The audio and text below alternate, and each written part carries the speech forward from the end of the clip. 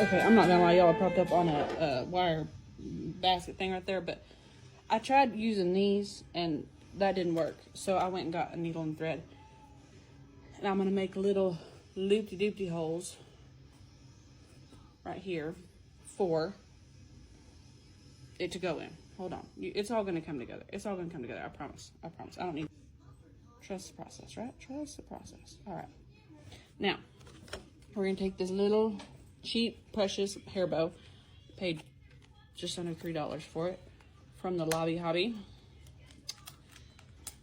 We're gonna take this cute little, simple little, not much of a little lunchbox, and we're gonna turn it into something super special. You just wait and see. Chicken gizzards. Oh, got it. Oh, son of a gun, I broke it. Hold on. We're gonna try again. We're just gonna leave it up there. Didn't work the first time. Try again. Tighten this one.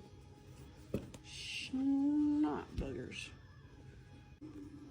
Why are my hands confused on how to be hands today? My God. I broke you both, didn't I?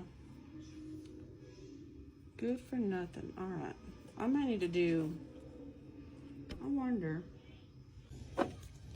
For some reason, I stopped talking. Anyways, I found this wire that I use because I make like these creepy bugs. Anyways, I think this will work better and I can thread it.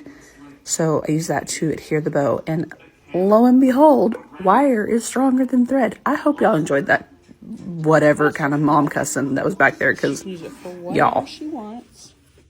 She can keep the bow on it. She can take it off. So cute. If you have a vision